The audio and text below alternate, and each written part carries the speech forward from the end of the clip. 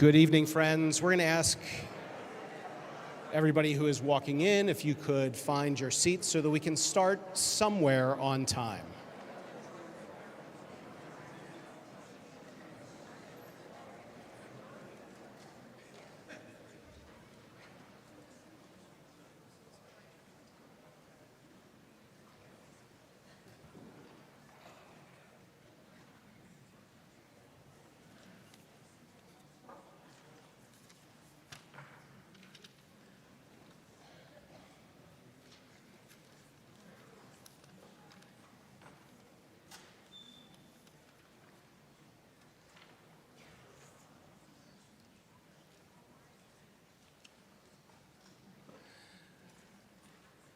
Friends, we do not have, we have a packed agenda, and yet a limited number of things on that agenda. I'm going to ask first for Cantor Emily Ellentuck to come up to the bima so that we can join her in Hatikva.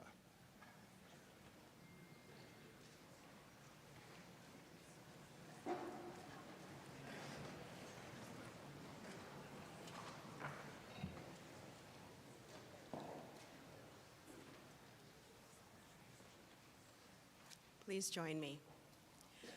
Kol hod balevav penima nefesh Yehudi homia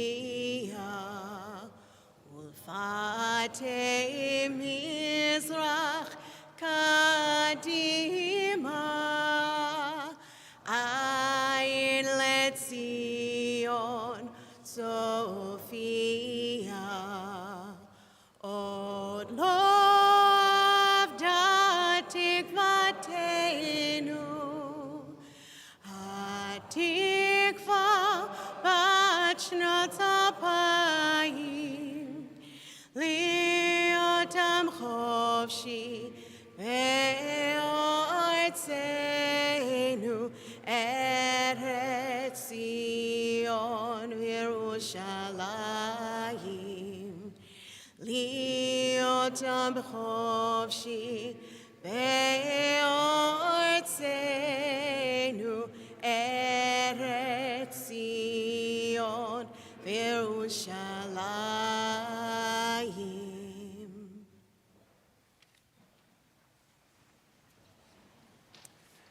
Thank you, everybody. As I look out, I have to say it warms my heart on such a cold day that so many people came out to hear the wise words that we will be listening to in just a little bit. But first, good evening, everybody. My name is Ben Wachstein. I'm the executive director at Bethel. And I have the honor of introducing two remarkable people who will then introduce tonight's speaker, Rachel and Marshall Klein.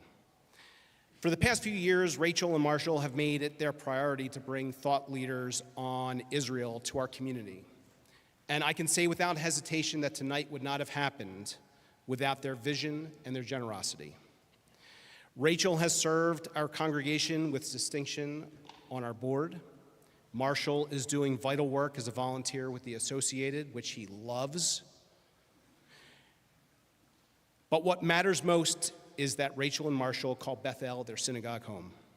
We are truly fortunate, and I am incredibly grateful to have them as part of our community. Please join me in thanking and welcoming Rachel and Marshall Klein.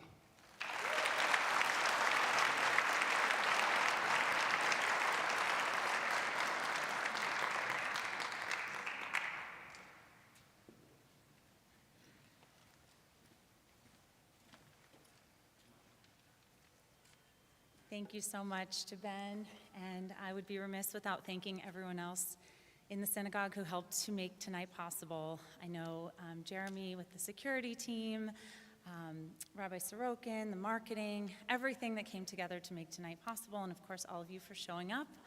I can tell you that without this exciting night to look forward to, Marshall would definitely be in his bed wallowing about the Ravens, so as many of you might have been too, so thank you again for making the trip. So if you've been following the news about Israel over the last year, you know how hard it is to find our footing. There's so much noise, so much heat, and frankly, not enough light. That's why we're so glad that Haviv Retigor is here with us tonight.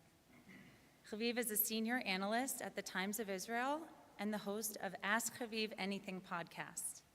He's been covering Israel, its politics, its foreign policy, its relationship with Jewish communities around the world since 2005.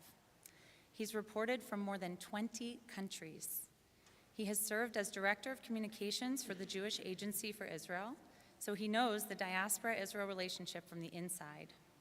He's even taught at Israel's pre-military academies, working directly with young Israelis as they prepare for the most consequential decisions of their lives. But here's what really sets him apart. Haviv does not just report the news, he explains it. He shows us how history connects to what we're seeing today. He helps us understand why Israeli society thinks the way it does, why certain decisions get made, and what's really at stake beneath the surface. And in a moment when everyone seems to be yelling past each other, when nuance feels like a luxury that we cannot afford, Haviv offers something different. He offers clarity, not simplification, clarity, and there's a big difference. His writing and his podcast conversations go viral because people are hungry for exactly what he provides, a way to make sense of things that otherwise feel overwhelming and impossible to parse. Tonight, we need that more than ever, so we're really grateful that he's here.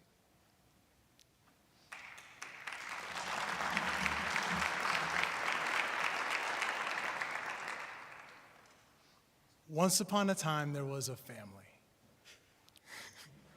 It's going to be good. You'll like it. And that family left the land of their fathers, and they were strangers in a strange land. And then they decided to open up a grocery store. And they lived amongst those strangers for many years, and they built a life amongst those strangers. And this is my family. And growing up in an area where there were not very many Jews, it became very important, and it became very intentional to develop our own Jewish identity. And as part of that identity was tethering ourselves to Israel. Israel is an unshakable part of what it means to be a Jew. It is in our history, and it follows through us from time immemorial. And with that, we live in a very complex age, and as Israel is in a very complex neighborhood, I find myself torn. And I find myself asking questions. You know, we're all inside the tent here, and these are outside of the tent questions and inside of the tent questions. And I am so very fortunate that we stumbled upon Haviv, that is able to take complex issues that are not black or white, and help discuss them with nuance and seriousness and intellectual rigor that not just clarify the issues for ourselves, but help clarify our own personal story about who we are as Jews. You know, Rabbi Sachs of blessed memory would say, I belong to a people, and because I am part of a people, I belong. And that is how I feel about us as Jews and our relationship to the state of Israel. So with that, please join us in welcoming Haviv Retigor. And Rabbi Sorokin. And Rabbi Sorokin, who we're blessed to have in the show.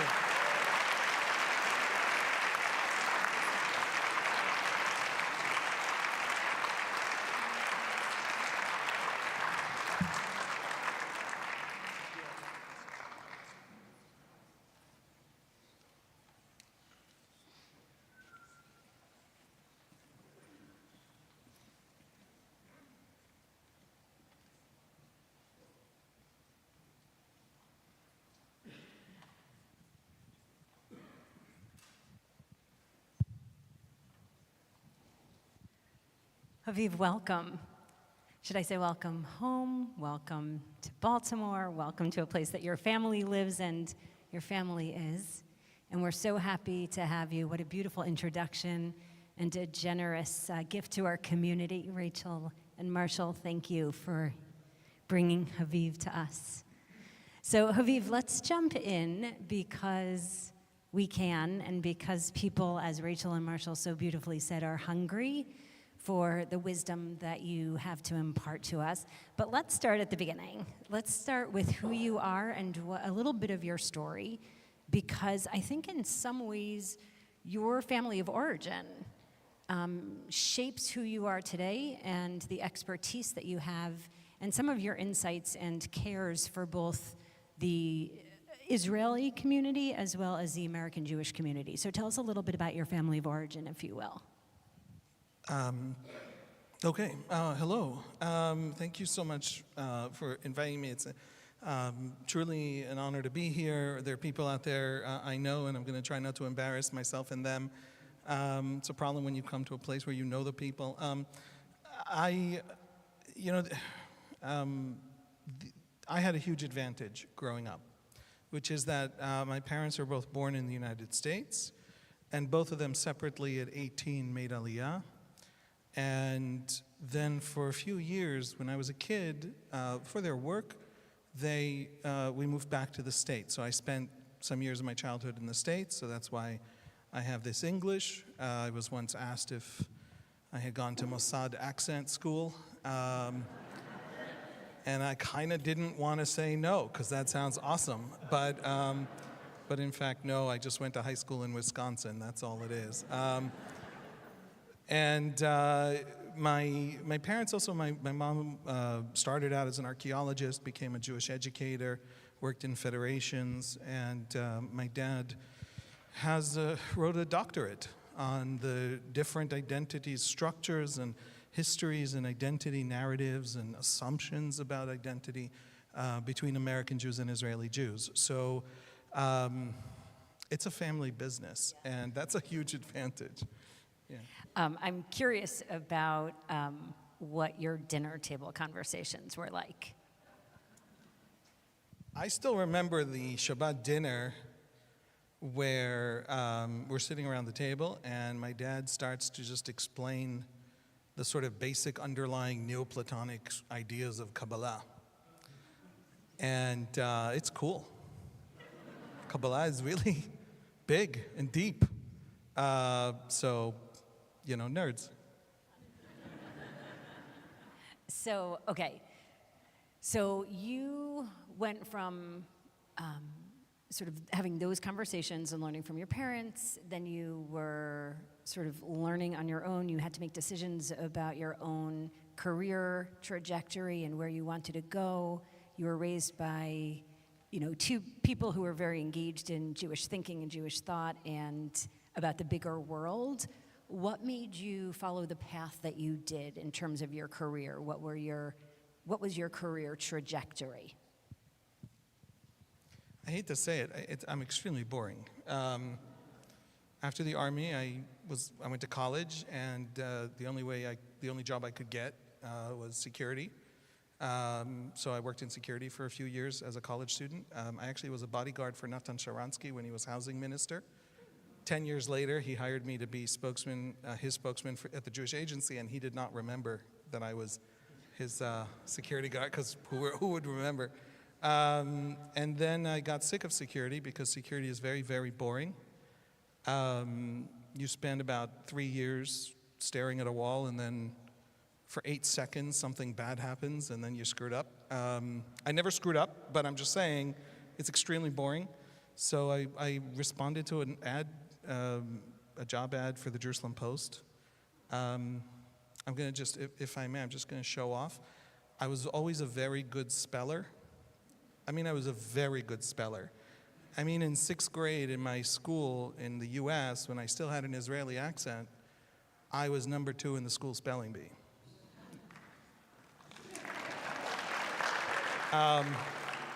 And a newspaper with a small budget, somebody who doesn't have to be corrected much, is a huge asset. So I rose up the ranks to the Jerusalem Post because my copy was clean. And that was it. I've worked for the same person. David Horowitz was editor of the Jerusalem Post at the time. I basically worked for him for 19 years. So that's it. Okay, so I feel like all of Israel's history has been fascinating, but let's focus on the last few years. So will you tell us about how reporting and tell us about how reporting as a beginning changed after October 7th. How did the news and how did what you do in terms of how you tell the story of Israel, how did that shift after Israel was attacked? I think everybody felt this. Suddenly something very, very big had happened. And none of the words that we had fit. And none of the explanations fit. It wasn't just the discovery that that the Israelis could screw up that badly, or that the Hamas would murder everyone in their sight if they had the chance. These are not like shocking discoveries. The Israelis have screwed up very badly in the past. It's an army. It will sometime, in 50 years, it's going to screw up again. I'm going to spare you the suspense. I think that the way the world responded, the deep ideologies of the Muslim world that animate some of the regimes, some of the movements, the genuine desire to see us all exterminated, that was reflected in the vast proxy system built out by the Iranian regime that Hamas was a willing vanguard for. All of that stuff, the protests in the West, in some ways are a wonderful, beautiful thing. I mean, we should take a moment to think about this. People saw the images on their phones of the victims of war and were triggered by it and radicalized by it. That's not a bad thing. That's all humanity should be radicalized and triggered to march in their masses for all the victims of war. All war should become impossible because everybody will see all the victims. That should be how the world works. The slight wrinkle in the fly in the ointment, whatever, pick a euphemism, is that it will only ever be for this war. The algorithm, the marches, they have never been. This is not Vietnam. This is not, protests against apartheid South Africa. None of them in terms of scale, in terms of regularity, in terms of, and I've talked about this a lot because this is something we need to actually look at and think about. All the marches all over the world all had the same rituals and vocabularies and signs, and they were all in English, even if they were in Holland. This is a mass organized thing, larger in scale, in regularity, in duration, in shared ritual, in coherence, from any protest movement there has ever been. And at the same time that Gaza is happening, Sudan is happening, and it's bigger. And it has 150,000 dead, and there's a mass starvation campaign that never actually happened in Gaza. I don't know if you noticed, the death toll from starvation deaths was ticking up and ticking up and ticking up, and when it hit about 140, it completely disappeared. Isn't that a weird thing for starvation death toll to do? And I've done podcast episodes. If you follow my podcast, you know that I have come out, the Israeli government really screwed up. There was a hunger crisis in the summer. It was very serious, and it was unbelievably callous and stupid and cruel. And the free press ran my criticism of the Israeli government on this point. But mass starvation there never was. It was always a lie. That didn't happen. And so, what is that? What is that? What is it that suddenly the whole world is talking about Jews? I mean, we all know Jews, right? Jews are not that interesting. You guys with me? Have you met Jews? They're occasionally difficult. Rabbi knows. No, I'm just kidding. What does it mean that your story, what does it mean that the Arab world is organizing itself around this obsessive discourse around Jews? There are slaves in Qatar. There are slaves in Qatar. I'm not sure if I said that. There are slaves in Qatar. When the Houthis took over half of Yemen, they reinstituted slavery by law. In Yemen, 250,000 people died only of starvation in the Yemen war. And that was a war with blockades imposed by the Saudis and the Emiratis using American weapons. Not a single American noticed or cared. That's not true. There was a slight complaint and discussion in Congress a couple of times. Nobody noticed or cared. 85,000 children starved to death, but they didn't matter because the people doing the starving of the children, I don't know how Americans frame it in their heads. We're brown, we're Arab, we're uninteresting. And suddenly it became important to notice that we are characters in other people's morality plays about themselves. And that is fundamental. Christianity cannot escape the discourse on Jews because it is so core to itself. And Islam cannot escape the discourse on Jews. And we will escape it into modernity and liberalism and democracy. And then suddenly, when there's a crisis, when things are destabilizing, when manufacturing all leaves the Midwest to China, and so there's suddenly a white working class that's economically displaced, suddenly Jews matter again. And it's back, and it shouldn't be back, and it's not fair that it's back, but it is back. And because it's back, we now have to know how Jews of the past dealt with it and what it means and what its potential is. I don't just mean like the potential to become a Holocaust. Jews suffered massively for centuries without a Holocaust. The 20th century itself is the bloodiest century in Jewish history without the Holocaust. And we have to suddenly know this history and know how to begin to push back. And I'll just say one last thing that's true of our societies that we know in the West. The Grand Mufti of Al-Azhar University in Cairo, the last one, his last book before he died, is about the Jews. And it puts the protocols of the elders of Zion to shame. And Al-Azhar is the center of Sunni Arab learning, totally mainstream, not radical, not Muslim Brotherhood. And anti-Semitic discourse that fits into Nazi propaganda. Please Google it, okay? Don't just believe the Israeli who showed up and said it. Learn this. Is mainstream and totally reasonable and not remarked upon. And we have to start dealing with that. We have to start knowing it and seeing it and being aware of it. So Haviv, you talk about knowing our history. And I want to go there for a minute, and then we'll come back to sort of the geopolitics of the moment. But I've heard you speak on numerous occasions, and you've always said that we as Jews both need to wake up, and also we need to learn. We need to get really smart. We need to get educated. We need to know our history. You spent a lot of time on college campuses in this past stretch of time. Some of the places that you visited were difficult places to visit. You met a lot of kids that were really struggling, a lot of college students. What words of wisdom did you share with them, and what did you see on college campuses, and what do you think is happening now on college campuses that we need to be concerned about? And you mentioned Christianity and Islam as two sort of religious communities that are spreading vitriol against the Jewish people throughout our history. I'm actually wondering where the academics and academia fits in. Let me just say, by the way, obviously, we don't have to say this, it's an obvious caveat. Not all Christianity, not all Islam. There's an Islam in Indonesia that is basically pacifist. Islam is whatever Muslims make of it. And Christianity has come a very long way from that place. That Tucker Carlson wants to bring it back to that place is an interesting data point we should be looking at. But that is not where mainstream Christianity is at all, almost of any kind. So you all knew that, but just to make sure that. But structurally, nevertheless, the Jews are always an available category to latch onto for these politics. There's a story I really like to tell about an experience I had at Harvard Law that early on in the war. Do you mind if I tell it? Some of you have heard it. I apologize. I gave a talk. It was a fun talk because I had a protest.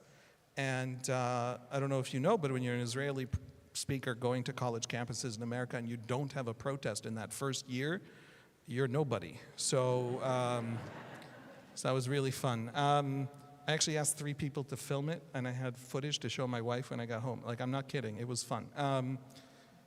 But after the talk, a kid came up to me, a Harvard Law student, Jewish kid, and he says to me, I want to get this accurate. I can't cross Harvard Yard, which is where the big encampment was, without them yelling at me, Zionism is colonialism. Raise your hand if you've heard this story. Okay, good. Most of you have not. Great. All right. It's just like on half my podcast episodes, so I'm just going to say it once quickly. I can't cross Harvard Yard without them screaming at me, Zionism is colonialism. So I said to him, that sucks. You know, I'm sorry to hear that. That's really terrible. And he says to me, no, it really hurts. Now, I had two brothers-in-law in the war. I have friends who were taken hostage. I did not have a lot of patience for what hurts this kid. And I said to him, okay, I mean, you can handle this, all right? You got this, okay? Israelis your age are in a war. You're good, you're strong. And he said to me, no, what hurts is that I don't know the answer. Is Zionism colonialism? And then I got angry at him. I said, you don't know the answer to Zionism is colonialism? That's basic stuff. If Zionism is colonialism, it is the only colonialism founded by refugees with nowhere else to go because of immigration quotas, and the pressure building up in Europe, and a genocide around the corner. And a quarter of the IDF in 1948 were actual Holocaust survivors. No colonialism was ever founded by refugees with literally no other choice. All the Jews of the Eastern Hemisphere are either dead or Israeli. There's no such colonialism. We're a weird colonialism. No colonialist project in the history of colonialism was to an ancient homeland with a tradition of attachment to that. Every synagogue on earth prays to Jerusalem for 2,000 years. French churches prayed to Algeria when the French started colonizing Algeria in 1830. That's a weird colonialism. We have no mother country, no metropole sending us out. We were a nation-building project, not an economic exploitation project, which all colonialisms are. So we're colonialism, except that we're desperate refugees with no other option, have no colonialist mother country sending us, have nowhere to go back to, are a nation-building project, and had an ancient tradition of belonging. Okay. If the word colonialism still describes me, enjoy it. If it's an epithet, if it's a curse, throw that curse at me. I'm fine with that. Enjoy the curse. The kid takes a step back. He has this embarrassed smile on his face because I just ranted at him angrily. And he says, can we curse? We're in the, okay, I apologize ahead of time. Also, my father-in-law is here. Maybe not. Don't tell my wife. He says, holy shit, I'm invincible. And he walks out.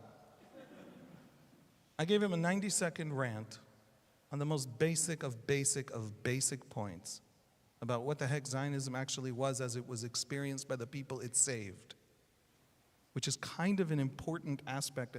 Like, there's a Wikipedia article right now on Wikipedia called Zionism, in which you will learn every old thing about Zionism except what the millions of people it actually saved think actually happened to them. Like, an encyclopedia article on Zionism should contain critiques of Zionism, obviously. But it does not contain any of the actual lived experience of the literally millions of people who would not be alive without it. That's not an encyclopedia. That's a Soviet propaganda piece. And this kid did not know the most basic of basic. He walked across Harvard Law. I should mention he was wearing a kippah. Harvard Law, visibly Jewish, the best of our kids. He didn't know the basics. And not because he didn't learn, but because we don't teach. We have forgotten our history. We have forgotten our story. Tomorrow I'm headed to Ann Arbor to the university. I have been on campus after campus after campus. And everywhere I go, I tell the kids things that as soon as they hear them, it feels like remembering them. Do you know that 250,000 Jews died in the pogroms? Especially and largely in the Russian Civil War in 1918 to 21? That Fiddler is unrepresentative of the actual experience, that sent 2.5 million Jews to America and founded Americans, that these are desperate refugees, that in the great crash of the stock market in 1907, 50% of the new Italian immigrants went back to Italy, 50% roughly of the Russian immigrants and of the Polish immigrants and of the Irish immigrants went back because jobs dried up in America, but no Jews went back because when they left with nothing. They left without even passports. They were strangers in every land in which they had lived. Herzl writes in The Jewish State about the Jews of Hungary. The Jews had lived in Hungary longer than the Hungarians, but the majority decides who the stranger is. And the Jews were the stranger everywhere. And those are the American Jews. Your great-grandparents were desperate refugees with nowhere to lay their heads. America saved them from the 20th century. America created you and saved you and was the first country in the history of Jews that ever actually told you you are part of it. The fact that other Americans think that you are American is a unique experience never before experienced by Jews. So A, you should really love America. If you're a Jew who falls for any anti-American ideology, you're an ahistorical ignoramus. B, you should respect the Jews who, after the 1921 Emergency Quota Act, couldn't get into America, and therefore actually went through the 20th century. Tens of thousands of Auschwitz survivors, of slave labor camp survivors, of Bergen-Belsen survivors, of Dachau survivors, who spent 3 years in Dachau, in Bergen-Belsen, as DPs because no one on earth would take them in even after everybody knew everything, and lived under American and British military rule in the DP camps of Germany, of the land of their murderers. The first time they can actually breathe the air of this earth as safe citizens of anywhere is when they land in Israel and they serve in that 1948 war. And if you don't know that, you don't know anything about us. You could know the entire Shas, the entire Talmud, the entire religion, and not know why Israelis are a little bit conservative, maybe a little bit hawkish, because no liberalism saved them. Them banding together and fighting for each other was the first time anyone ever fought for them. So I go to college campuses and meet kids, forgive me. Truly, I'm not kidding, I'm being mean. Your kids know nothing at all about their history. We, Jews, have failed this generation of Jews. When kids come out of my talks, okay, I literally had a kid recently came to me after a talk. He said to me, look, I'm still anti-Zionist because this government in Israel is evil. It's terrible. It's cruel. Obviously, Israel should exist. The Jews had no choice. But I can't be a Zionist. This government is so evil. Now, how do I explain to him? You're 70% of Israeli voters. Well, 55%. It depends on the poll. The kid's a Zionist, so why is he using the word anti-Zionist? He doesn't even know what the word means. And it's the first time he ever actually learned that the Jews of Israel, we learned that the British, because of the politics of the Arabs and the Arab revolt, shut off Palestine to immigration in 1939, just in time to herd the Jews into the gas chambers. We learned that. For British imperial interests, they don't care if the Jews die. That's how empires work. We don't remember that the British also wouldn't give visas to India. The Indian Jewish community, tiny, tiny little Indian Jewish community, went to the British rulers of India and begged them, give them visas to India. What are the Jews going to do in India? And the British refused. They gave like 500 visas. The only place that would actually hand out visas was Shanghai, and 18,000 got those visas as soon as they could, and then they ran out. No one on earth would take those Jews in, and then they had Israel. And we don't know that. So we allow ourselves, I'll stop with this, excuse me. There is no such thing as an anti-Zionist. It doesn't exist. There's an ignoramus who doesn't know the story that the Jews literally had no choice. I guess there's an anti-Zionist who wishes these Jews were all dead. That's an anti-Zionist. And then there's a Zionist. There isn't a fourth option if you know anything about the history. And everybody pretends like there is. And I'll tell you why everybody pretends like there is. Because for American Jews, Zionism is a luxury belief. If you're an American Jew and you're a Zionist, great. If you're an American Jew and you're not a Zionist, what changes? You don't go to this shul, you go to the other shul? This shul has better music. No, but I mean seriously, like what changes? In America, Zionism is a luxury belief, and so American Jews project onto Israelis. Previous generations of American Jews project onto Israelis. as if they had that luxury of a choice, which they never did. And so if we know our story, all our kids, they're still going to be left-wing. By the way, nothing I said here, if you think Netanyahu is an evil maniac, wantonly killing Palestinians, nothing I said here should convince you otherwise. If you think he's great and amazing and a hero of the Jewish people who's saving us from genocidal enemies, nothing I said here should convince you otherwise. You don't have to be right or left. Anti-Zionist is not an option. And our kids don't know that because we haven't taught them our story. Haviv, I want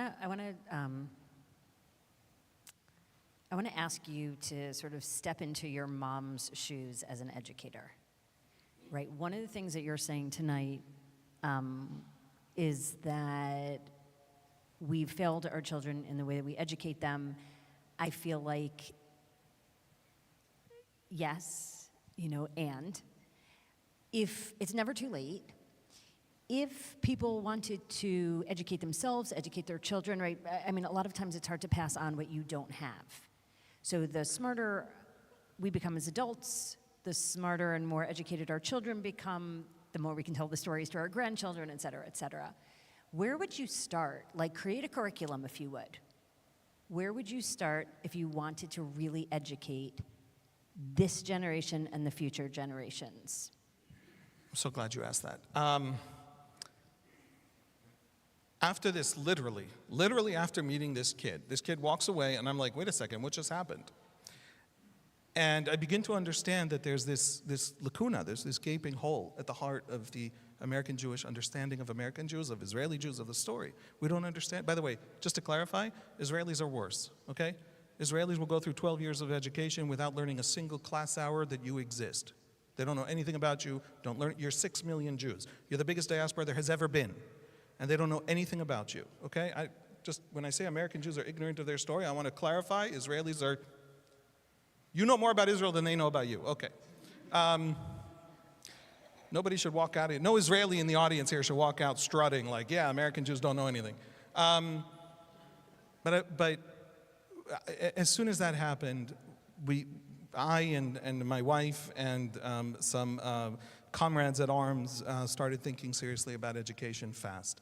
And we talked literally, there were, because some of our videos went viral online about this history, we discovered there's hunger, there's real hunger. I have a YouTube video put up without my permission by a college where I gave a talk that had 600 subscribers to their channel that has 600,000 views, which is hunger. The microphones don't work right. Like, it's bad production value. Like, there's a desperate hunger to understand what the heck is happening. And there's, by the way, videos that are much bigger than that of other people teaching this stuff. And so boards of day schools came to us. And my wife and I literally started a business in this war. It's not a big business. It's an education consulting business, so it's never going to be big. But we talked to a couple Jewish organizations, and actually there was a big process at the Montreal Jewish Federation to build a new history curriculum for all the day schools in Montreal. And it had the buy-in of school heads, and there was a committee, and they did amazing work. I was on the committee, there were some historians on the committee, there were some heads of schools on the committee, and they've actually produced a curriculum. Now, this is a year-long process of us having discussions on Zoom, and then professional curriculum writers went and wrote a curriculum. And it's going to take years to get the teachers trained, to get it into the schools. And one of the things that and Montreal's doing everything right, okay? And it's going to take years. And so one of the things that we discovered was, we can't wait. We can't wait. We're losing the kids now. The enemy, and it is an enemy, is in a concerted campaign to take our kids who do not have their story and write their own story for them in ways that minimize and shrink and falsify their story. And this is a war on the Jewish story. And go to a college campus and you'll see what I mean immediately. And so we need to get our story to the kids immediately. It turns out there's something called TikTok. I was not 100% aware of this 2 years ago. Instagram leans female, TikTok leans young, YouTube leans male. There's all these demographic things you have to know. And we said, we're going to get the message out there. We're going to get the history out there. And we launched a podcast. I have 1.5 million views in the last 30 days on Instagram. And I don't have the password to my Instagram. It's an incredibly talented woman who works with us, who started just volunteering to get the stuff out there, and now we insist on paying her a salary. But it took a while to convince her, just to get this stuff out there. Now, it's whatever literally my wife and I can do in our. We have a pretty good library at home, but still, and get these messages out there. Millions. I have a single TikTok with 700,000 views. That's 3 minutes, but 700,000 people watch those 3 minutes. A very significant American podcaster met me in New York 2 days ago and said he saw me online say something like, Ben-Gurion turned pro-American even when America had us under an arms embargo. Israelis love America. Even if America kicks us away, Israel will still love America because Israelis, unlike those hobbits, the Europeans, Israelis know that living in the world America made is the best world humanity has ever had. And so Israelis will still love America. And he says to me, why don't you say that?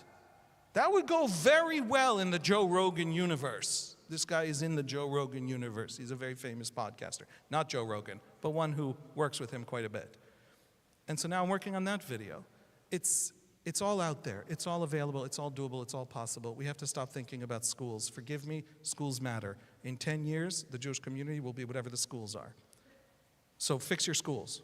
Get this curriculum in. Talk to the Montreal Federation. I don't know how to write a curriculum, but we need to get to the kids right now, and that's social media. And I have to tell you one last thing, and then I'll stop this rant. I'm sorry. It's all rants tonight.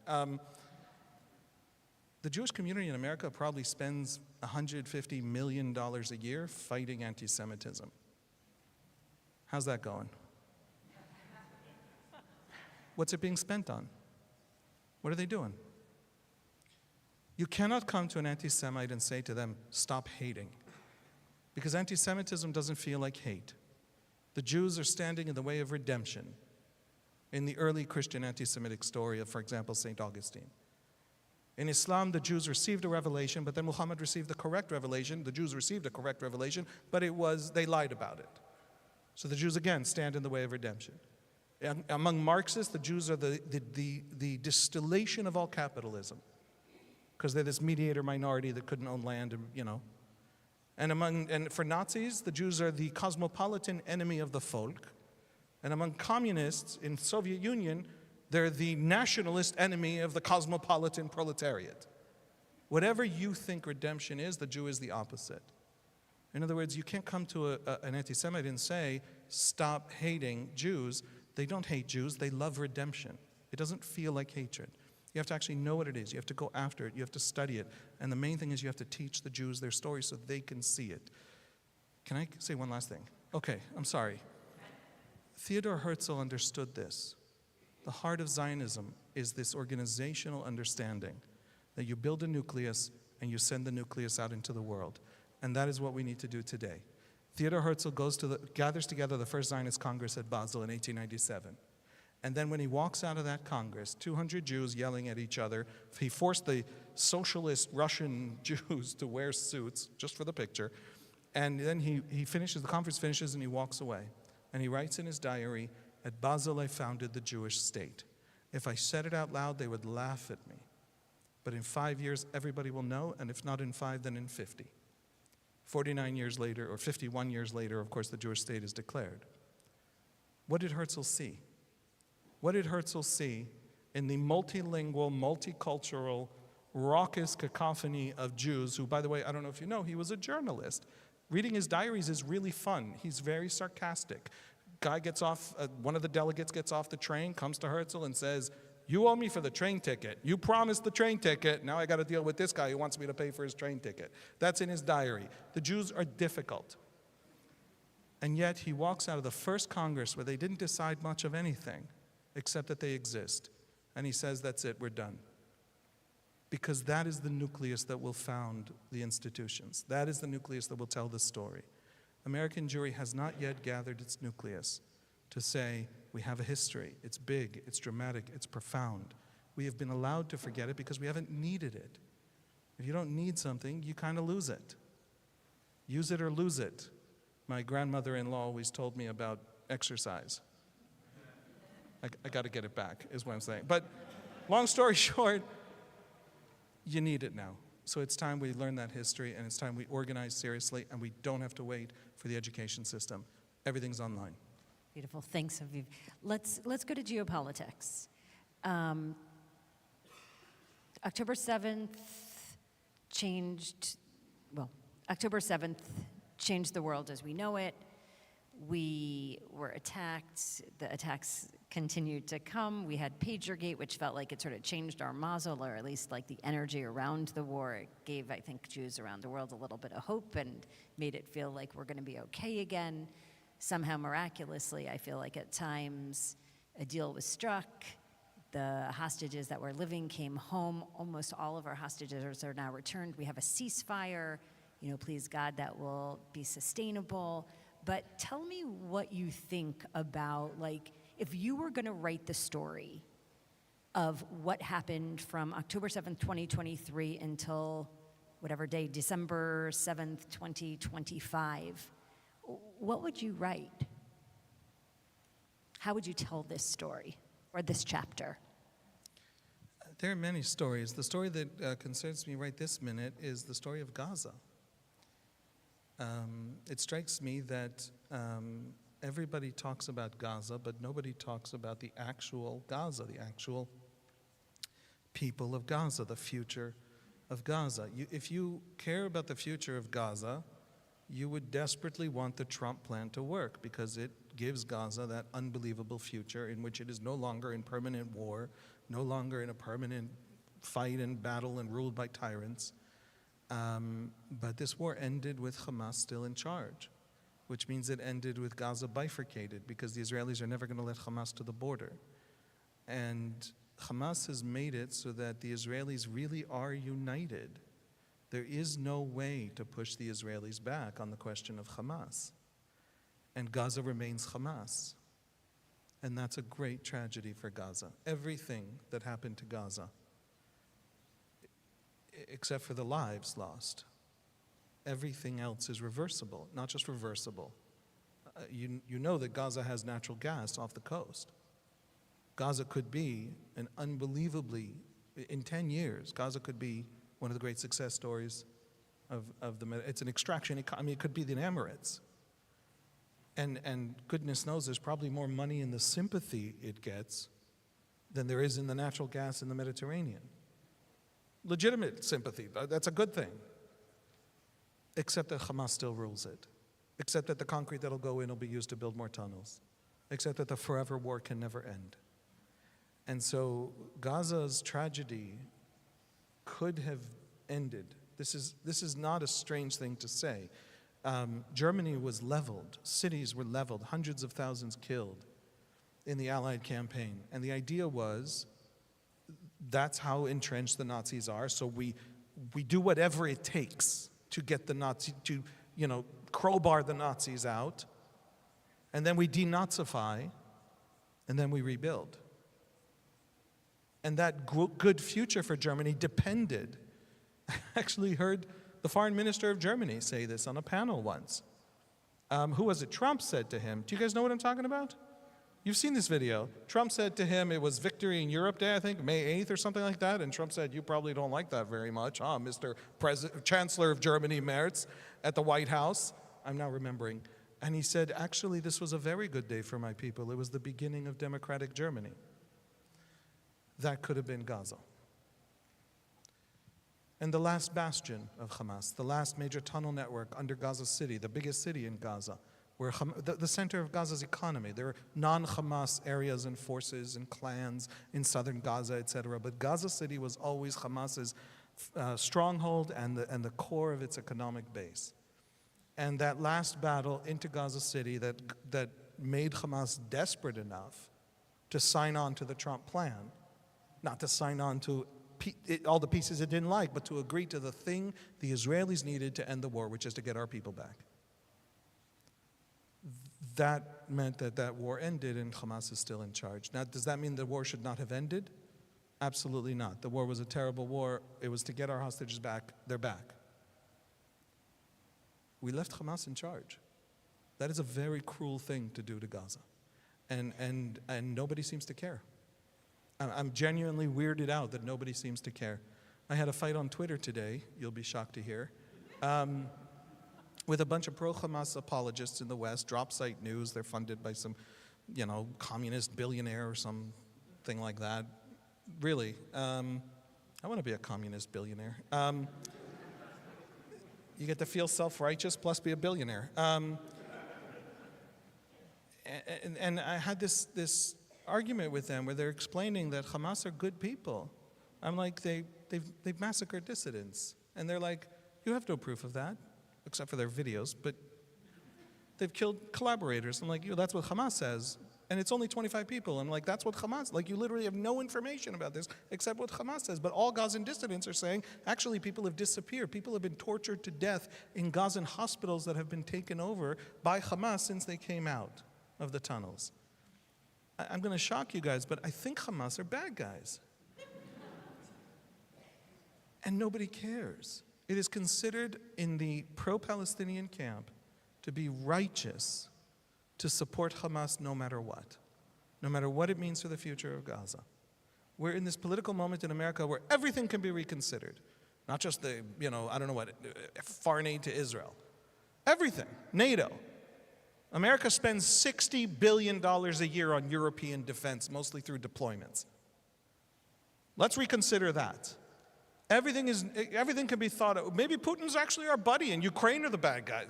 Everything is up for consideration. But the Hamas and the very populist areas where things are up for reconsideration, Hamas is untouchable. They're great heroes of the revolution. I submit to you, if the enemy wasn't Jews, that would not be true. But that's just my crazy, paranoid Jewish thinking. So nobody cares about Gaza. Nobody cares about Gaza. And that's the tragedy. And the only people who, right now the United States is, I don't know if this has been reported in America, but the Saudis and the Emiratis would like to rebuild Gaza. They'd like to send in billions and billions of dollars to do so. They have one condition, which is that Hamas actually disarms. And Qatar came to the Americans and said, you can have all the money without any conditions. And now the Trump administration has to think, do we hold out to see if we can figure out a way to do this thing nobody knows how to do, and Gaza can't be rebuilt, or do we let the Qataris rebuild? Now, if the Qataris send all the money in, where does the money go? To their best friends, Hamas. And so there is almost no way in which Gaza isn't being handed right back to Hamas. And so the war is not over. And that's the great tragedy. And nobody's talking about it seriously. So, Haviv, you're speaking a lot about sort of the change that was not made in Gaza, and I'm curious what you could say did change in the Middle East over the last 2 years, because there have been a lot of changes. Yeah. And including in Israel. So, in the Arab world, obviously the publics are radicalized against Israel from the images they saw in Al Jazeera and from the Gaza war and the pain of the Gazans. It's a given, it's obvious, we saw it in polls. Just to clarify, 80% of a certain country will hate the Jews, and now it's 92%. Like it's not radicalization from love, but nevertheless, Israel is, the political window for normalization has become harder for the Saudis, for example. So that was an obvious change.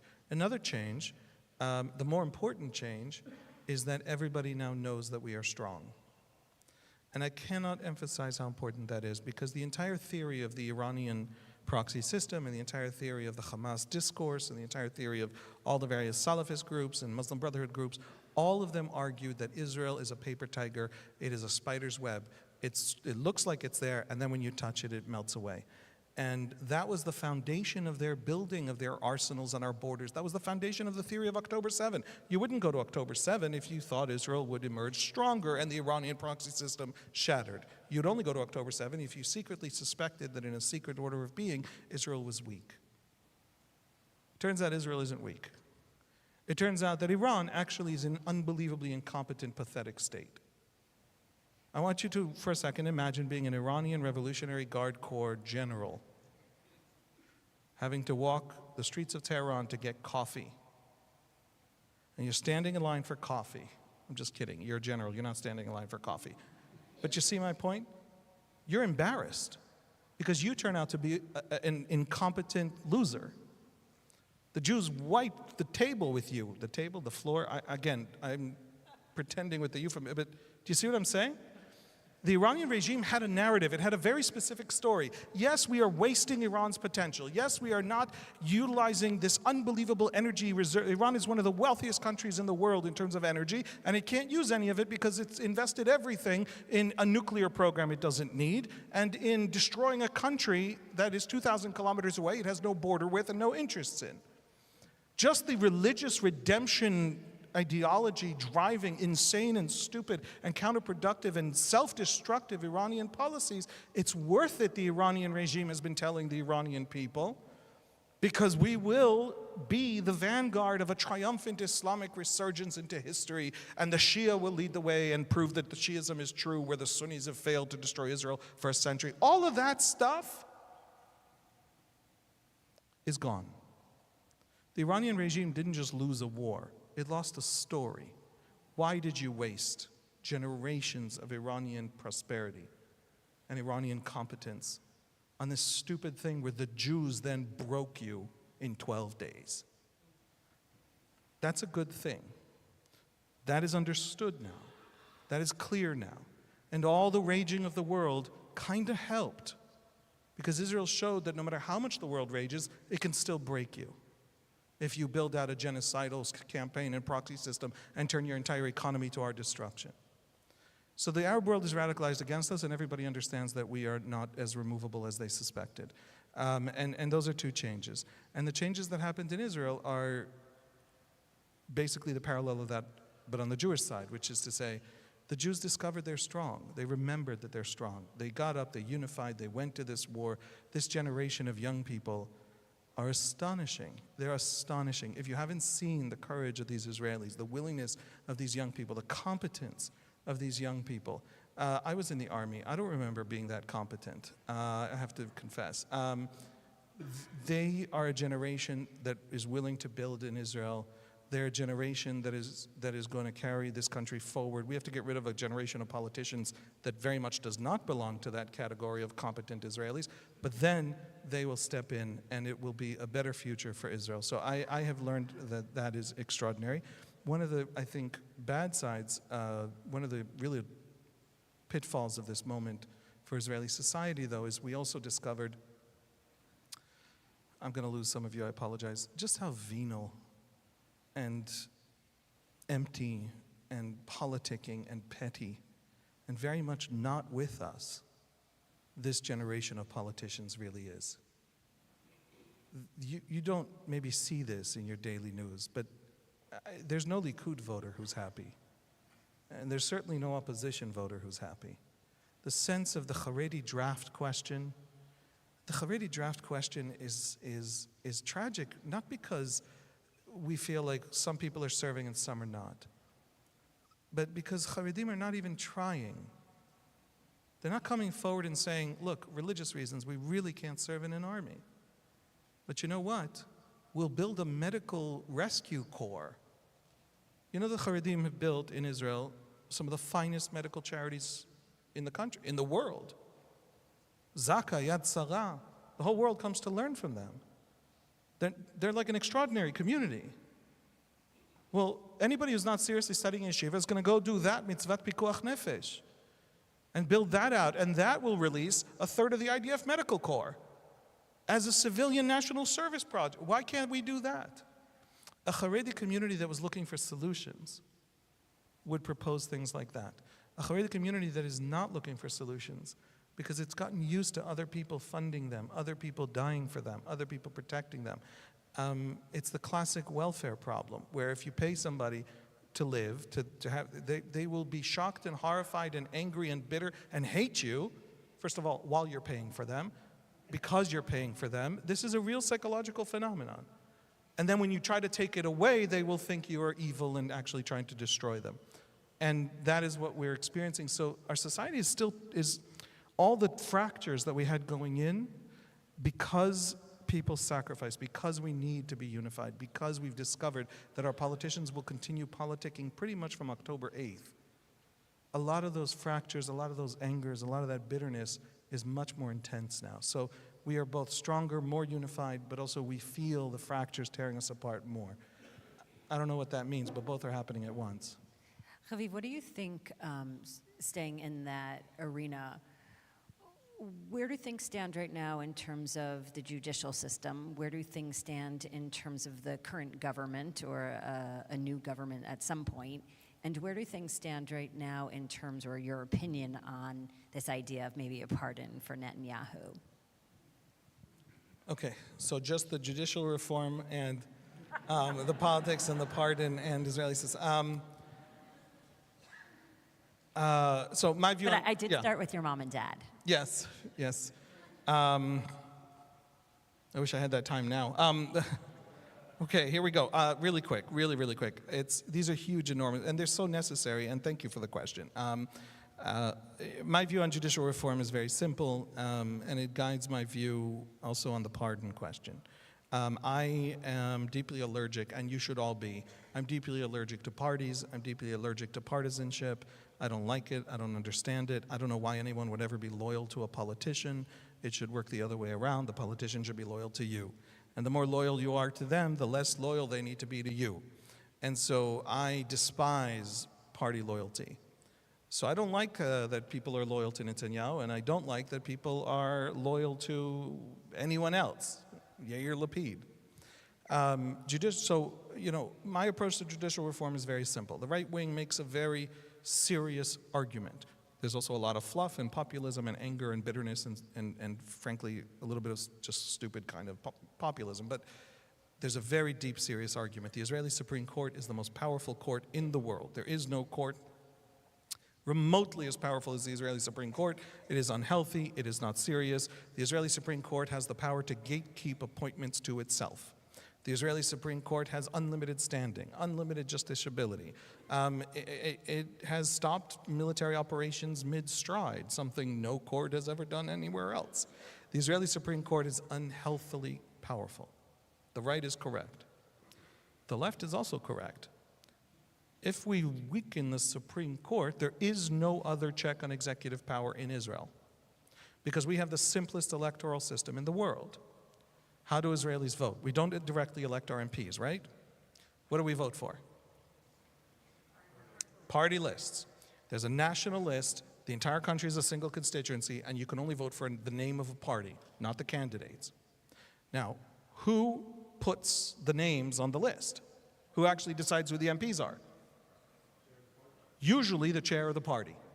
In the case of Yesh Atid, he just literally decides. Yisrael Beitenu, he literally decides. Shas, Aryeh Deri pretends to ask the Rabbi's Council, but actually he just decides.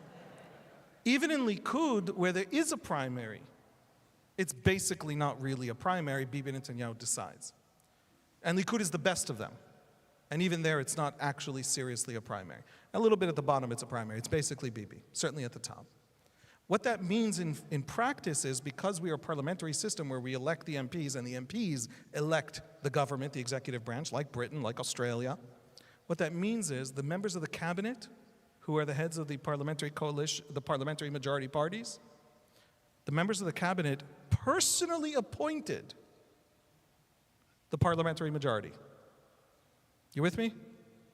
There is literally no way for the parliament to check the executive. They're a single unitary system.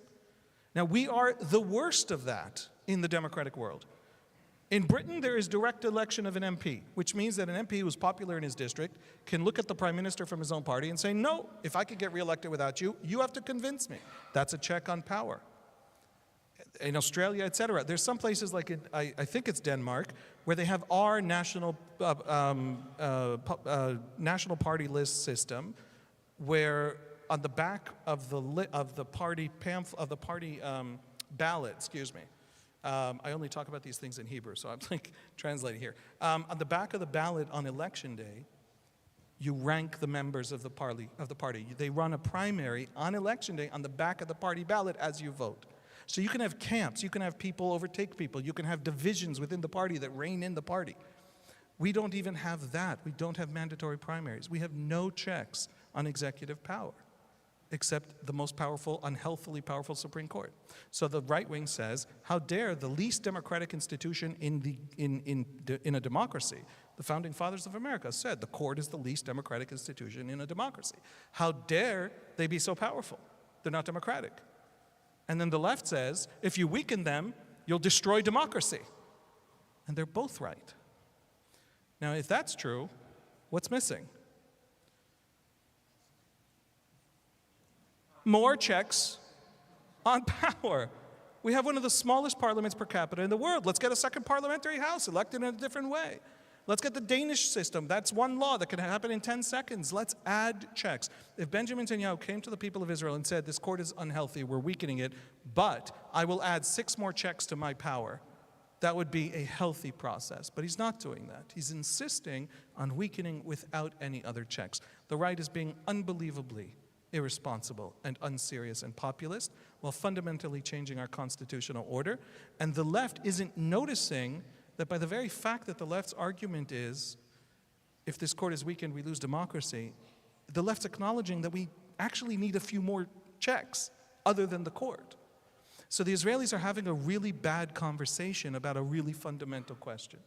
And we need to upgrade that conversation. And that's something that the Israelis need to get serious on because it's really tearing the country apart. And that brings me to the pardon. Just like with the question of judicial reform, here's my problem with the pardon. You all know about Netanyahu's corruption trial? So there are 3 cases, I'm not going to get into it. There's one case that is the most significant, which is called Case 4000, where he's alleged to have received a bribe of very positive media coverage from a media outlet owned by a billionaire who owns a telecom company that he allegedly favored as communication minister. Everybody followed that, so I could just continue, right? Okay. The prosecutors in Case 4000, this is the only case where there's bribery as a charge. Not fraud, not breach of trust, which are lesser charges. Bribery is, Olmert went to prison for bribery. Bribery is a very serious, dangerous charge.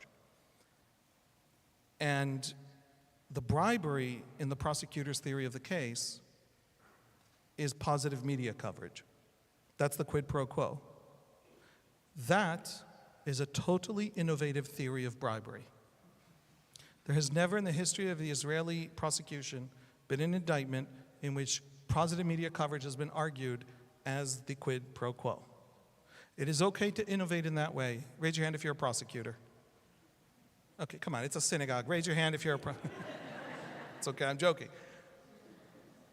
The prosecution really thinks Netanyahu is corrupt. Netanyahu has a history of doing some very, very unethical things. The things he has admitted to doing in these cases are deeply unethical.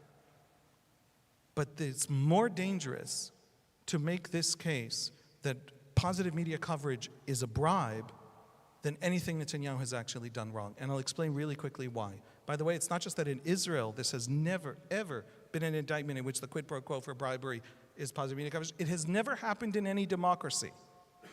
This is a total innovation in the entire Western canon. Here's the dangerous thing.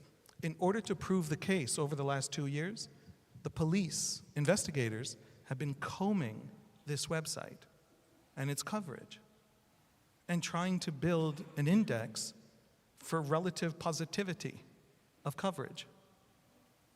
I'm a journalist. I routinely have conversations with politicians. I happen to think certain things are good ideas, and I'm going to write it if the politician supports it. I also happen to think my own experiences affect what I think are good ideas. If you have a kid in special ed, a politician who does things for special ed, you're going to write about them. Are you bribing them? For the very first time, Israeli police are tracking what journalists wrote. That's like a huge thing. That is a dangerous thing, and I don't understand why none of my colleagues are noticing it. I think this trial is so much more dangerous to journalism just for that argument that bribery could be a positive media coverage. That's the most dangerous thing happening in this case. I hate this case. And Netanyahu genuinely is vaguely corrupt. Not a legal term. I mean it is just like a personality. And I don't know what to do about that, but that can't possibly be the answer. that the police will now check what we all write as journalists is far more dangerous than anything Netanyahu is alleged to have done. And so I very much want this case to go away. Also, it's kind of pathetic when President Trump makes his case. Like, you should be insulted that your president has the time. I think that what President Trump is doing, frankly, is I think he thinks that Netanyahu cares about his trial more than about Israel. And I think I don't think this about Netanyahu. I think President Trump thinks it. And that if he gives Netanyahu this backing of telling the Israelis from the president himself that you should give him a pardon, Netanyahu will play ball with him on everything he wants with Saudi and with Qatar and with Gaza, which is a profound insult to Netanyahu. And for some reason, Netanyahu doesn't see it. So everything about this pardon is disgusting. Netanyahu's case is more dangerous than the pardon. I'm for the pardon. So we're going to turn to questions. And as the questions are being passed up, thank you, Ben, I wanted just to ask you, the media, you were just talking about journalists and journalism, but the media has played an important role over the last 2 years in shaping public opinion. Do you think that that's something, whether that's sort of the television stations and traditional media, or if it's different platforms of social media, do you think that's something that we can do something about, or do you think we just watch it play out? It's a great question. I'm of two minds. I suspect you are too. We should go out there and fight, or like, we're Jews, right? Like, we forgot to missionize for 2,000 years, so there's not a lot of us. And we're not going to win the algorithm. Like, we can't win the algorithm, right? Nevertheless, we in this war have simply not fought. There's an important sense in which the Israelis won the war they were fighting, the war to turn Hamas from a vanguard of a vast proxy system that was a strategic threat to Israel, the Iranians, etc. Hamas is now basically just a strategic threat to Gaza. It's the thing standing in the way of Gaza's better future, no longer a threat to Israel. Israel won that war. And Hamas won the war it was fighting, which was the information war. To rally, to become what it has become as a symbol in large parts of the Muslim world, in large parts of the West, and frankly, academia. And so everybody won the war they were fighting. Israel didn't even show up to the information war. And what that meant, literally, ridiculously. We have a minister of heritage running around taking care of heritage, and nobody was dealing with the information war at all. And in fact, the Minister of Public Diplomacy resigned a week after the war began because she didn't think the ministry was serious and she didn't want to waste public funds. That's a literal thing that happened on October 15th of 2023. So Israel didn't show up, didn't fight. Netanyahu, as I keep telling people, nobody even knows who the English language spokesperson is for Benjamin Netanyahu. Nobody was doing anything at all from Israel on the information space at all. And what that means is that the enemy was playing against an open goal, and what that means is we didn't just lose people who are radicalized against us. We didn't just lose ideologues. We weren't going to win, the anti-imperialist Columbia student. We lost friends. Did you guys read Charlie Kirk's letter that Candace Owens was talking about? Did you actually read the letter? Read the letter. Charlie Kirk, I don't know what you think of him, his comments on immigration. I have no opinion, because if I had an opinion, so half of you would hate me and the other half, and I don't know which half I want to keep, so I'm not going to express an opinion. But no, really, I truly am not involved in any of it. But Charlie Kirk was a friend of Israel. And he did think Israel faced an enemy he did not think Israel was engaged in callous, wanton destruction of Gazans. He genuinely thought Hamas had built this tunnel system that was unprecedented in the history of war. Hamas could not survive next to Israel, or Gaza has no better future, never mind Israel. And he genuinely wanted us to win because he understood what this political version of Islam really is. And he writes a letter in which he says, but the Israelis insist on looking as evil as humanly possible. I'm done. Call me when you want to not look evil. Israel fought a war that its enemies claim was a genocide, And as soon as it got back its 20 hostages, stopped. That's a new kind of genocide. Just like Zionism is a new kind of colonialism. I don't know we didn't say it. Now, Netanyahu for 2 years refused to say, this is a war on Hamas, we're going to get Hamas out. I know, in the last 3 months he started saying it, thank you. We're going to get Hamas out, and then Gaza can have that amazing, wonderful, better day. But we can't live next to Hamas, because Hamas would burn Gaza down to destroy us. They're undeterrable. Because of how bad this war is, we can't live next to Hamas. Because they will still fight even with this cost to Gazans. He couldn't get up and say, this is not about killing Gazans, this is about a better future for Gazans, and the only kind of future that we can live with, which is prosperity and disarmament. He couldn't say it. So who did talk? Who talked this entire war? Bezalel Smotrich 15 times gave the same speech in which he said, we're going to kick them all out, annex the place, and settle it. This is a war of ethnic cleansing, says the Minister of Finance of the State of Israel, who's also a minister in the Defense Ministry, whatever that means. And Ben Gvir, and everyone's looking at the coalition math and saying, Bibi needs them, that's why he's silent. We insisted on looking as evil as possible. And when David French stands by our side on the New York Times op-ed pages for a year and a half, and then in the hunger crisis, the Israeli government put a blockade, and then the food ran out. And he's like, I'm out of here, I'm done. You guys are insisting on looking as evil as you possibly are. Maybe being it, maybe you're actually that evil. I'm happy to get into it if you're interested in what actually happened in the hunger crisis, because it was as callous and it was unbelievable. But it wasn't a policy of deliberate starvation. But it sure as heck looked like it. And who made it look like it? The Israeli government. So we didn't show up to the information war because of little domestic petty politicking to the base of the most extreme little bits of Israeli politics. There's literally no human being to the right of Ben Gvir. There's just nobody left there. There's nobody to the right in the religious Zionism of Smotrich. There's no rabbi to their right. They set the tone because nobody else in Israel talked.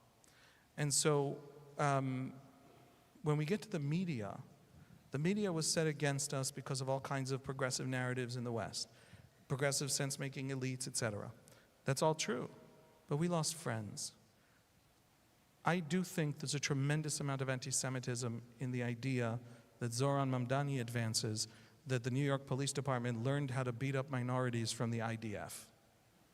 Like the exchange, there's an exchange program between the NYPD and the Israel police. There's also an exchange program between the NYPD and the Qatari police, and the Mexican police, and the Singaporean police, and the Jordanian police. There's an NYPD office in Jordan.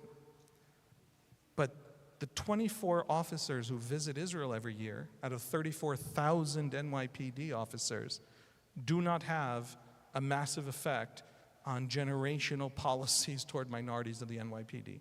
But Zoran Mamdani has spent 10 years explaining to people that the IDF laced the boots of the NYPD's abuse of minorities, as if American cops needed to learn from Israelis to be mean to minorities. That's anti-Semitism. Whatever is your great evil, the Jews are somehow at the heart of it, is what anti-Semitism is. And these progressive elites that behave this way, that talk this way, are absolutely there. They're a problem. They can only see this war and no other war. The fact that no march has ever coalesced for any other issue and won't again unless Israel's involved matters. But we also lost all our friends. And so my takeaway from this is Israel cannot allow itself ever again to behave in the way it's behaved. There are real costs. And if we insist on being foolish and stupid, we're gonna pay those costs, and that's okay. We're going to actually go into a very costly period in which we don't have friends because we lost them. And that's on us. And I'm okay with that. When my kid does something, when my kid goes out into the cold, I tell him put on a jacket. Doesn't happen a lot, but it happens sometimes in the mountains of Jerusalem. I tell him put on a jacket. And if he refuses to put on a jacket, I let him go. Because nature's going to teach that lesson. I don't have to have that fight. The Israelis have allowed themselves to not deal seriously with these strategic environments, and I think we're going to pay that cost, and we're going to fix it. I'm sorry, this is a really depressing conversation for some reason. All right, I'm going to move to some questions, but there are a lot of really good questions. So Short answers. let's do short answer. I hear you. Okay. I can do this. And okay. then we're going to end on hope and friends. We're going to find new friends. Okay. First question. How concerned are you by the popularity of figures like Tucker Carlson and Candace Owens and their shift from anti-Israel to anti-Jewish sentiment and some of their closeness with prominent politicians like J.D. Vance? Question mark. I mean, I'm very concerned. It's back. The old thing, it's back. And it's comical. And it doesn't help that Tucker Carlson also thinks they're chemtrails and demons underwater. The Jewish thing is back. And by the way, you've never seen it.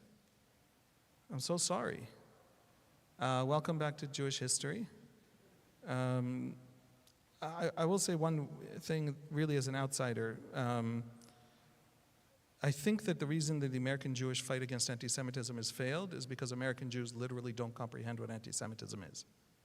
American Jewish anti-Semitism organizations keep talking about how thinking Jews are greedy is anti-Semitism. It's a stereotype. That's not what anti-Semitism is. If you think the Irish are drunk, you're not engaged in a vast thing that's going to lead to a genocide of the Irish. Stereotypes are not anti-Semitism. Anti-Semitism is something unique. It is the Jew standing in the way of redemption. It is a thing that organizes society. It is a way to explain what is happening to us that is bad. It is something that can result in a genocide. And because you're used to like saying, oh my God, how can you think Jews are greedy or lawyers, which they are, so I don't even know why that counts as anti-Semitism. Just kidding. By the way, the state of Israel is the highest per capita number of lawyers in the world. I don't know if you know that. So if anybody says, oh, Jews are all lawyers, okay, it's true, yes. The anti-Semitism fight doesn't work because everybody's looking for people saying mean things about Jews and not for people defining their story of redemption with the Jew in the way. And now you are for the first time encountering a story in which the Jew is standing in the way. Tucker Carlson is trying to sell a story in which America is failing on the world stage because the Jews are in control of foreign policy, because the Jews are bending it to Israel, because Israel is in the way, because there could be this grand alliance of conservative Christians and conservative Muslims, but the Jews are too busy cutting the cultural heart out of America with all of their cultural destruction of American culture, by which basically he means, he accuses the Jews of inventing pornography, for example. You are the thing that is dissolving American society. The young men sitting on the internet, unable to go on dates, which is a massive social problem in this country, are your fault because you invented pornography. You, by the way, did not invent pornography. It's mostly Christians in America who invented pornography, not because they're Christian, but because they're most of America, just business people, okay? Look it up. But you are the heart of all the things that are bad, and that's back, and that's the thing you need to start tackling. And I have to say that if I was in your position, I would not go to war for the Jews. You don't have to go to war for the Jews. When you landed in America for the very first time in the history of Jews, you found a country that was this radically individualistic democratic ethos. When America's founding fathers built America's democracy, there weren't any. It was a crazy thing to do. And they went to Aristotle and read Aristotle and discovered that the great problem of democracy isn't getting rid of the king. That's easy. The great problem of democracy is the tyranny of the majority, of the mob. And so they built institutions that prevent mobs from ever being able to take control of anything, of the majority from ever being able to get what it wants. And it's this amazing story of liberalism and individualism. America obviously was founded with this original sin of slavery. America also fought the bloodiest war in its history to end slavery. America's arc is an arc toward more justice. And that's what you're fighting for. Because the America the Jews came to and could become Americans, this is all about history, to give you the perspective, to give you the strategy. No Russian Jew could ever fight for Russia to be liberal, because that wasn't the debate within Russia. But American Jews, if you keep America liberal, you've won the war for the Jews. All America needs to be for you to be safe is America. And what Tucker Carlson wants it to be is a Christian version of the Muslim Brotherhood. And so don't let that happen. You think his speeches against Jews are bad? Go look at his speeches against the Episcopal Church. He talks about the empty husks of trees that are inhabited by raccoons. That's how he describes the mainline churches of America. And so you need to take up the fight for liberal America against these crazy populist edges that hate America, doubt America, question America, and the Jews are the symbol of that liberalism that they're trying to destroy. Okay, Haviv. Oh, I think that counted as a short one. No, okay, American short, not Israeli short. I'm sorry. okay, we're going to go to our second question, and there are 10, but we were not going to do them all. I'm going to pick 3. Do you think post-Netanyahu that Israel can restore bipartisan U.S. support, or are those days now over? That's a great question. Be useful. Be liberal sounding. Sounding liberal is important. Also, being actually magnanimous and just is important. But if Israel is a useful ally, Democrats will still occasionally have to actually do real policy and not just moral posturing in their foreign policy, and they'll still have a friend in Israel. I don't know about bipartisan support because that depends on what happens to the parties themselves. I don't know if you know, America does not have an alliance with Israel because of feelings. A serious strategic alliance with Israel began with Kennedy, and it was part of a bear hug to keep Israel from going nuclear in the Middle East, holding Israel back. The fact that the Arabs went to the Soviets, having an ally who's a really useful, stable, loyal ally. All of those reasons played a much bigger role than feelings and speeches. And so we're still going to be loyal, useful allies. And I suspect that America, in all kinds of ways that don't matter, is going to kick us to the curb. And in the ways that do matter, will still find us useful. I'm not too worried about it. And I'll just say one last thing. If America does completely, some AOC administration or something like that, sever all ties to Israel and, I don't know what, sanction Israel, our enemies will probably use that as an opportunity to go to some kind of serious, maybe short-term, maybe long-term conflict with us. They will declare war on us because they have been arguing for 50 years that the only reason they keep losing to us is that we have America's backing. They're actually fighting the great American empire. If we no longer have that backing, they will test us, and we will win that war too, because our strength is very, very deep and structural. It has to do with the competence of democracies and things like that. And that's not a bad outcome. An outcome in which America lets us go, and then our enemies attack us massively, and then we have to fight back, and then we win, is an outcome in which they finally lost their last excuse for their own dysfunction and failure. And they have to start noticing that we're actually irremovable, we actually belong. That could be the beginning of peace. So there's a huge silver lining to this terrible situation of America letting us go. Either way, I'm not worried about it. Okay, that felt really hopeful. So let's stay there for a minute because it's the clock is I think ticking. Haviv, some of our conversation has been hard. A lot of it has been complicated. But one of my favorite things about you is your strength, your desire to persevere, your willingness to say what might make people feel uncomfortable. And now I want to ask you to share with us some of the things that make you feel hopeful about the stretch still to come. And what is, in your opinion, what's next? Okay. The hopeful part is really, really easy. The reason American Jews are still asleep is that it isn't bad enough. Things have not gotten bad enough. And that's good.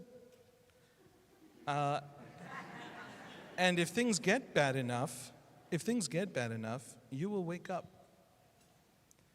And if American Jews really wake up to a sense that there's a real threat to them, you are the biggest, most powerful, wealthiest, most influential Jewish diaspora community there has ever been by a huge margin. And I don't want things to get bad enough for it to happen, but I kind of want to see you on the warpath. I just think it would be cool. Hopeful, you're the strongest Jewish diaspora there's ever been. And Tucker Carlson isn't the ruin of the Jews, he's the ruin of the American conservative movement. They will gut themselves long before they ever get to you. And that's before you wake up. Our kids are suffering because they don't know their history, because other people are abusing them, using their own story, a rewritten version of their story. We should teach them their story for them, to make them immune to the abuse. That's the main reason, not because you're about to die. So that's hopeful. You are, if they test you, you will become the vanguard of America's great reawakening and defense of the promise of America, of the liberalism of America, because that's the only America you want and you can live in. And you will fight like no American has ever fought. And I'm very, very convinced of that. So I'm very comfortable with the future of America. The Jews may yet save it if it comes to it. And Israel is even more powerful. Israel is the strongest Jews who ever lived. And ever, by a huge margin. And our enemies have built vast ideologies and restructured their politics and their identities, in the case of the Iranian regime, for example, around the need to destroy us because in their religious vision, there's all the, whatever, I have podcast episodes about it. We don't have time now, but the point is there's big, vast, old ideas at play here. And there's an old structure in traditional Islam, in every case, under Muslim rulers who were incredibly magnanimous and good to the Jews, like Saladin, and Muslim rulers who were abusive and genocidal to the Jews, like the Almohads. In every case, the Jews, nevertheless, even in the good times, occupied a very specific place on the social hierarchy, far below the Muslim. And that was constantly reinforced by laws, by rules, by special taxes, by places they could live. And right up until emancipation, right up until the 20th century or the 19th century, that was true of every Christian land. The Jews were at the bottom. And so a Jewish polity that cannot be brought down is a genuine reconfiguring of the, again, Christianity was there. It no longer is, partly because of the Holocaust, but large parts of it were. Islam is still very much there. It's a rejiggering of the social order and of the right way of the world. And that's how they talk about it when you read the theologians of Al-Azhar.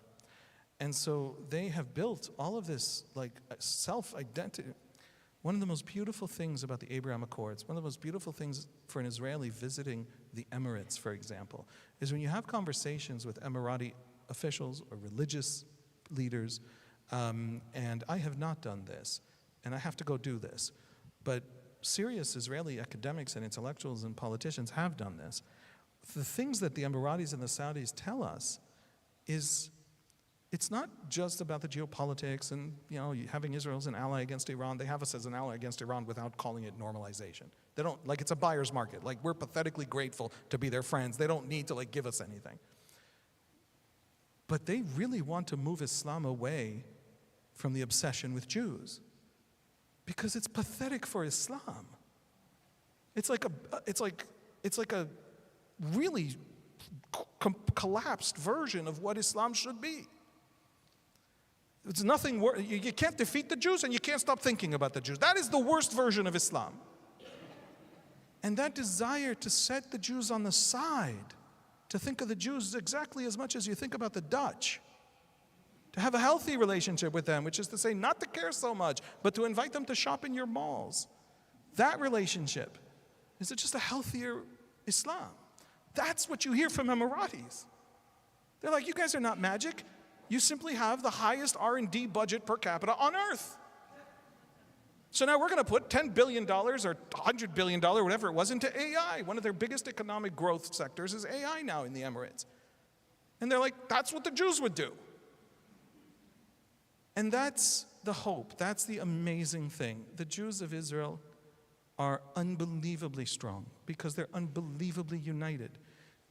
There was once, I saw an interview, I think on the Memory website, of one of the national security advisors of the Iranian regime who was interviewing on Al Jazeera, I think, and they said to him, look, you're not going to destroy Israel. Do you really expect Israel to actually fall?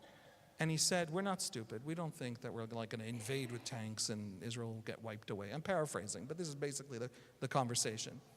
What we think is we're going to make their life so miserable that the elite, the 9% of their salaried workforce that's high-tech, is going to go to Silicon Valley because it's just not worth living there. I don't know if you know, we've lost a few tens of thousands of Israelis over the last 2 years. When we poll them, by the way, the number one issue is the government, Haredi draft, and cost of living. War is number 4. Our enemies aren't driving them away, we are. But nevertheless, they're leaving, and the Iranian press was full of this news. We're going to send that elite away, and then we're going to keep upping the pressure, and then the next elite is going to leave, and we're going to keep upping the pressure, and then eventually we will gut Israel of all of the talented, creative, wealthy classes, and then they will fall, they will be weak. And I showed this little thing to my wife, this little snippet. And she worked for many years in the Knesset as legislative director of the coalition. She worked with Likud politicians. She worked with a lot of Likud, sort of the base, and she knows the Likud very well. And Likud leans heavily working class, and it leans heavily Mizrahi Jewish. Yesh Atid is about 2 deciles higher on average in income, and also Ashkenazi. Not, 70-30. And she laughed, and she said, so just to get this right, the Iranian plan to destroy us is to get rid of all the lefties, all the Ashkenazi bleeding heart leftists, be left with all the Likud Moroccans, plus 200 nukes. That's their strategy, that's their plan. Good luck to them. The world around us, the world in which we live, has fallen. These are failed nations, and they fell on their own accord. No colonialism did it to them. It's fashionable to blame Western imperialism. Syria was Western imperialized for about 30 years. Western imperialism is not the problem with Syria, lo these centuries.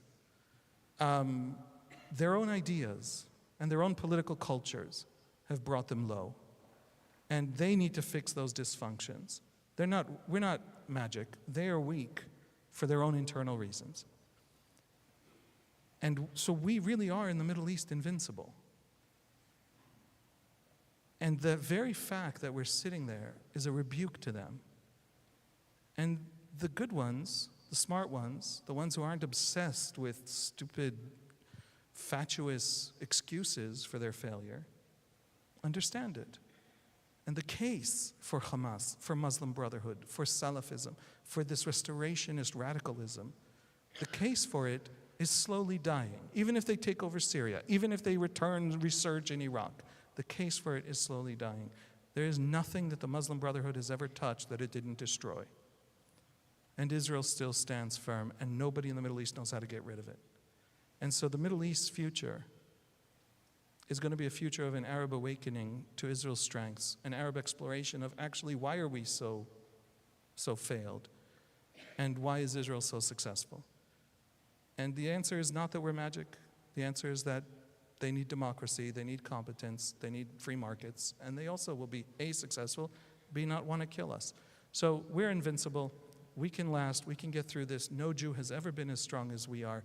In all the history of Jews, generations, especially recent ones, have bled and sacrificed to give us our current strength. Those Zionists who could see around corners, who dried up swamps, who died in the wars to give us our current strength. If we face enemies, they are weaker than the enemies our forefathers faced, and we are stronger than our forefathers were in facing those enemies. And it is absolutely ridiculous and forbidden for us to fall under a table weeping and crying in anxiety. Our task is to realize how strong we are and get up and face our enemies. Amen.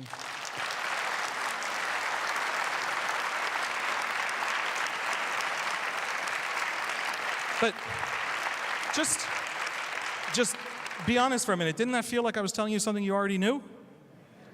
This is my point. This is stuff we already know. We just have to start talking about it. Haviv, will it get worse before it gets better, or are we good? Okay, just to clarify, I'm still a Jew. It will definitely get worse before it gets better. Let me end with one. One of my teachers, a professor of national security studies at Haifa University, one of the great national security thinkers of Israel, he has this favorite saying, okay, is there's a dumb optimist and there's a smart optimist. Some of you have heard this. A dumb optimist is someone who says things will get better. What an idiot. A smart optimist is someone who says, I will get stronger faster than things get worse. That's Israel. Thank you all for being here. A special thank you to Haviv. A special thank you to Marshall and Rachel Klein for sponsoring tonight. Have a great week. Shavua Tov, and thank you. Go be invincible.